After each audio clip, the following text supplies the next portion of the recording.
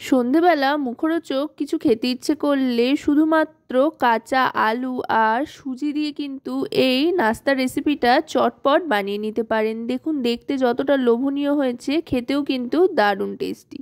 রান্নাবাটির পক্ষ থেকে সকল দর্শক বন্ধুদের স্বাগত জানিয়ে শুরু করছি আজকের রেসিপি সুজি আলুর নাস্তা। এর জন্য কড়াইতে সামান্য একটু সাদা তেল গরম করে নিয়ে তাতে ফোড়ন হিসেবে প্রথমেই দিয়ে দিতে হবে সাদা তিল। তারপর দিয়ে দিচ্ছি কাশ্মীরি রেড চিলি পাউডার তেলের মধ্যেই।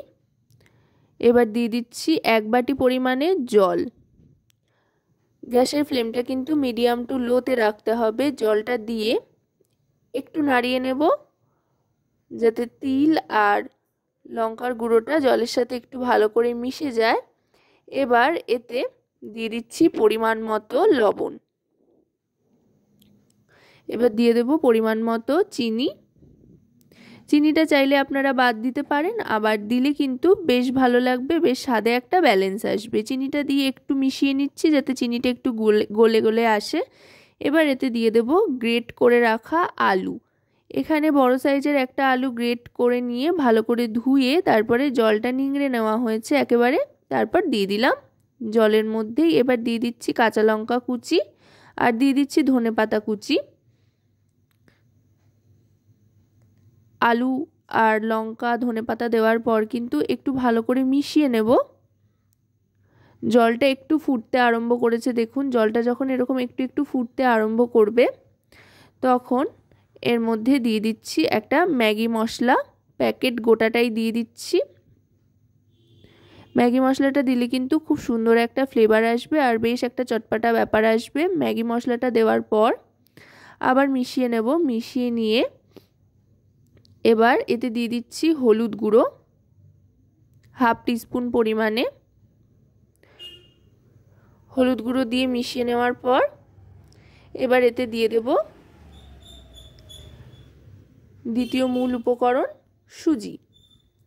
ঠিক যতটা জল দিয়েছিলাম 1 বাটি পরিমাণে, ঠিক ততটাই কিন্তু সুজি দিলাম 1 বাটি পরিমাণে। এবার সুজিটা দেওয়ার পরই কিন্তু দেখুন জলটা টেনে আসতে আরম্ভ করবে আর একটা মন্ড মতো তৈরি হয়ে যাবে। এবার সুজি দিয়ে কিন্তু ভালো করে মিশিয়ে নিচ্ছি। দেখুন একদম কিন্তু শুকনো শুকনো হয়ে আসছে আর কড়াই থেকে উঠে আসতে আরম্ভ করেছে, একটা মন্ড মতো কিন্তু তৈরি হয়ে এসছে। তৈরি হয়ে গিয়েছে মন্ডটা। এবার কিন্তু গ্যাসটা অফ করে দেবো। অফ করে দিয়ে 1-2 বার একটু নাড়াচাড়া করে নিয়ে একটা তেল মাখানো সমতল থালার ওপরে ঢেলে নেব। ঢেলে নিয়ে এবার এটাকে হাত দিয়ে চারপাশে ছড়িয়ে নেব। হাতেও একটু তেল মেখে নেবেন। তারপরে একটু ঠান্ডা হয়ে আসলে একটা ছুরির সাহায্যে, ছুরিতেও তেল মাখিয়ে নিয়ে ছুরির সাহায্যে কেটে নিতে হবে। আপনারা কিন্তু যেরকম ইচ্ছে এটার আকৃতি দিতেই পারেন আপনাদের পছন্দ মতো, চৌকো, ত্রিকোণ বা চাইলে গোল গোল করেও বানাতে পারেন। আমি এখানে ত্রিকোণ ত্রিকোণ করে বানাচ্ছি। সেই জন্য প্রথমে 4 ধারটা কেটে নিয়ে সমান করে নিচ্ছি, একটা স্কোয়ার শেপ দিয়ে নিচ্ছি। তারপরে এর মধ্যে থেকে একটা একটা করে নাস্তাগুলো তৈরি করে নেব। এগুলো কিন্তু বাচ্চা থেকে বড় সকলেরই খুব পছন্দ হয়, খুবই মুখরোচক হয়, দারুণ টেস্টি হয়।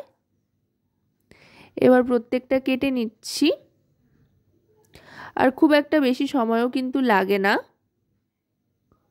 10 মিনিটের মধ্যে কিন্তু সমস্তটা তৈরি হয়ে যায় আর একদম ঘরে থাকা উপকরণ দিয়েই তৈরি হয়ে যায়। খুব বেশি কিন্তু তেমন উপকরণের প্রয়োজন হয় না। রোজকার ঘরের যে সমস্ত রান্নার জিনিসগুলো থাকে সেগুলো দিয়ে কিন্তু চটপট তৈরি হয়ে যায়। দেখুন আমি এইভাবে প্রত্যেকটা কেটে নিচ্ছি। প্রত্যেকটা কিন্তু কাটা হয়ে গিয়েছে, দেখুন ঠিক এইভাবে কেটে নিচ্ছি। আপনারা আপনাদের পছন্দ মতো যে কোনো আকার আকৃতি দিয়ে নিতে পারেন। এবার সাদা তেল গরম করে এক এক করে ছেড়ে দিচ্ছি ভাজার জন্য। এগুলো কিন্তু দারুণ ক্রিস্পি হয়। আশা করব রেসিপিটি আপনাদের ভালো লাগবে। ভালো লাগলে অবশ্যই রান্নাবাটি চ্যানেলটিকে সাবস্ক্রাইব করে লাইক শেয়ার কমেন্টের মাধ্যমে আমাদের পাশে থাকবেন আর পাশে থাকা বেল আইকনটি অন করে দেবেন সবার আগে সমস্ত রান্নার নোটিফিকেশান পাওয়ার জন্য।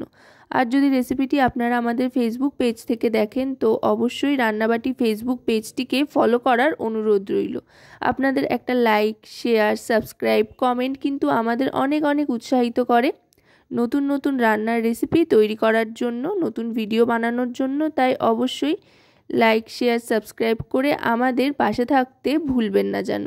দেখুন কথায় কথায় কিন্তু ভাজা প্রায় হয়ে এসছে, লালচে রং চলে এসছে। আর ভাজা হলেই কিন্তু এগুলো অনেকটা শক্ত হয়ে যাবে, ক্রিস্পি হয়ে আসবে।